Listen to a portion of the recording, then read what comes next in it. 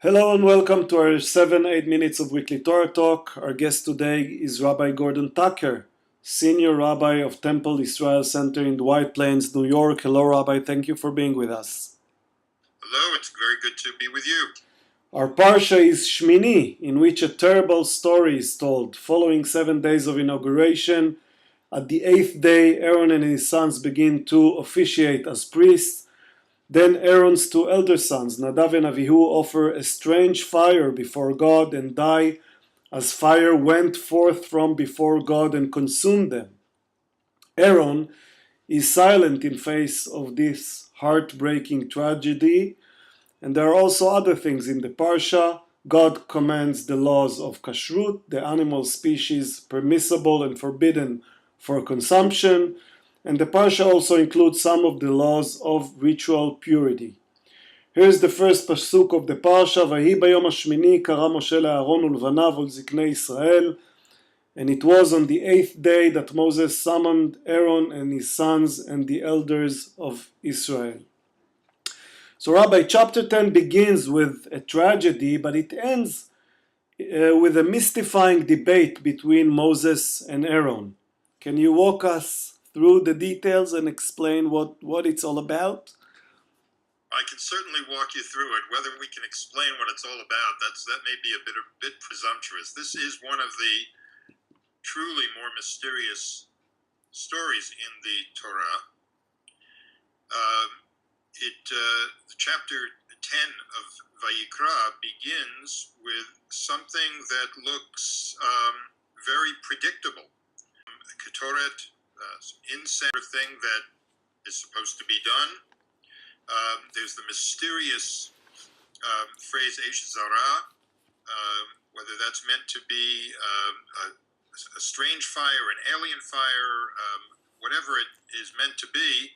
We're not really yet expecting what's going to happen, especially when it says Vatetze Eish milifnei Adonai, that if the fire came from God. Just a few psukim earlier, a few verses earlier, the very same words were used to describe this joyous moment of fire coming down and consuming the sacrifices. So Right. it's very, very shocking to hear the next words, Vatochalotam, that the fire didn't consume sacrifices or ignite the incense, but consumed them. So we don't know why. There's been a lot of discussion for really thousands of years now. What their sin exactly? What's their exact sin?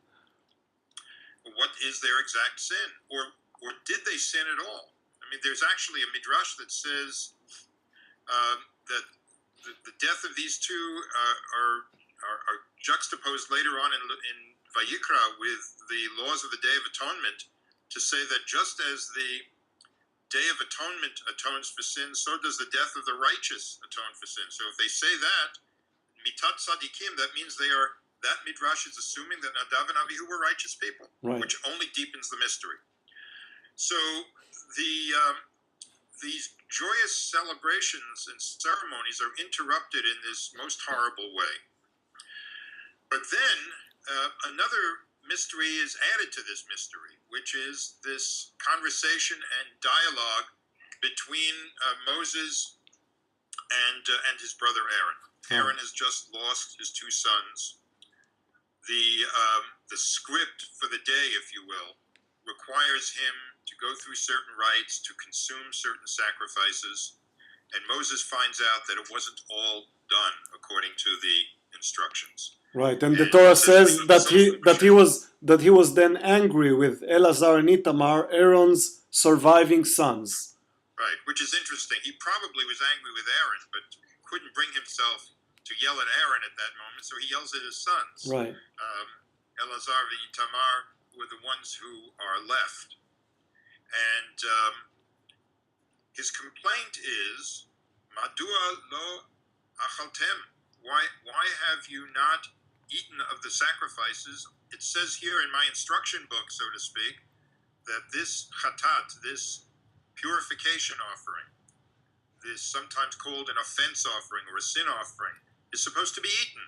And he actually, in effect, quotes a verse from earlier on in Vayikra that says, its blood wasn't brought into the sanctuary, therefore the rules say it's supposed to be eaten and you haven't done it. How is that possible that you haven't followed the script? Right. And it's at that point that Aaron says to him, look, Ein Hayom, look what happened today. I brought all these things. I started doing all of these ceremonies. Vatikreno kiti ka'ele. And look what's happened to me. And then he says a most remarkable thing. V'achalti chatat hayom. Were I to eat from this offering today, hayitav be'enei Adonai, do you think God would like this? Now we have to take a moment out here to note that the traditional commentators, if you look at Rashi, who's really following the Talmud on this, they have to kind of frame this in a halachic Way. garment. Right. That the argument somehow was about whether someone who has just had a death in his family, an onen, but who has not been able to bury the person yet, is he kasher la'avodah? Is he really permitted to be involved in the sacrificial system? Right. Rashi has long commentary in which he attempts to describe this whole debate as if it is about it's an incident of miscommunication. Of miscommunication and different interpretations of a legal rule. Right. But if you read, anyone who picks this up and reads it sees very clearly, I think, what the pshat is, which is that Moses is saying, look, I understand what happened here, but this is a once-in-a-lifetime ceremony, and we have the rules for it. And Aaron is saying, quite apart from what the rules say, there's a human situation here right now, and I don't believe God wants me to do this. It's an extraordinary exchange between these two. But what makes it even more extraordinary is the following. Aaron is the priest. What's our image of the priest? He should be the one who follows the rules. Follows the rules. He's the one. This is Torah Kohanim, after all. The whole book, Vayikra, was called by the rabbis Torah Kohanim. It's the instruction manual of the priests. And so our image of the priest is the person who knows what the rules are and follows them. He's in charge of the sanctuary, and you can depend on the priest to do it correctly all the time. Right. What's our image of the prophet, who was Moses? Lo kam navi od b'Yisrael. Moses was the great prophet. The free-spirited person interprets the laws according to the changing situations. And if I can borrow a very important idea from Abraham Joshua Heschel, the prophet is the one who is in some ways sensitive to God's moods, right, who is sensitive to what God wants, and doesn't just consult the rule books. And now look what we have here, a complete reversal of roles. It means that Aaron, who is the priest, is speaking like a prophet, and Moses, who is a prophet, is speaking like a priest. Right. So I'm not quite sure what to make of that, other than the fact that I suppose there's no such thing as a pure priest or no such thing as a pure prophet. And it is worth mentioning that at the very end of the debate, the Torah says Moses heard Aaron's arguments, and it pleased him. And what Rashi says on this pasuk is Moses admitted that Aaron was correct. He was not ashamed to admit that Aaron was correct. He was not embarrassed to say, I didn't know this law, essentially, because Rashi has reduced it to an interpretation of the law. But quite apart from that interpretation, the fact that Moses yields and concedes that Aaron may be more correct in this instance than he is, and the Torah uses the same words. It's Hayitav be'enei Adonai. Do you think this would be good in God's eyes? And it turns out that very argument becomes good in Moses' eyes. Hayitav be'enav.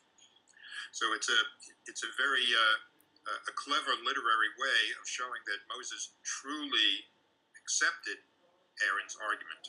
And if you look at the pshat, not like Rashi does, then what your understanding would be that Moses truly grasps the unique humane situation here.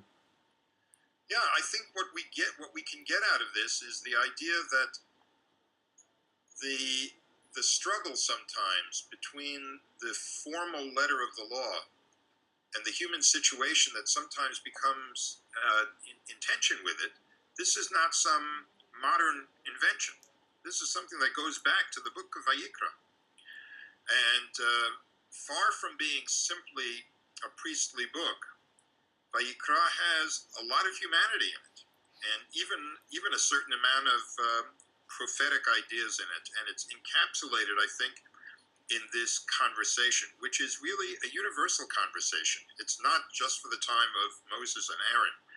Every time, rules that we live by that are very important for the maintenance of our culture and our values, when they come into some kind of conflict with what we feel is just and right and what God would really want in this situation, which is, I grant you, a very tricky thing to decide what God wants. But sometimes you have a deep, deep feeling about it, and maybe a deep feeling that's shared by many people. What happens now in this struggle? So I mentioned Heschel before. You know, Heschel, like many other people, talked about halacha and agadah. Halacha is the law, and agadah is narrative. It's the stuff of life. It's the story that our lives tell. And he said, halacha without agadah is dead. Agadah without halacha is wild. They both need each other. And in a sense, that's what you're seeing here. And I take a great interest in the fact that each player in this drama was able to somehow put themselves in the shoes of the other. Of the other, right. Yeah, that right. Moses was trying to think like a priest. Aaron was trying to think like a prophet. And it shows that somehow maybe we can create that kind of synthesis that Heschel was looking for.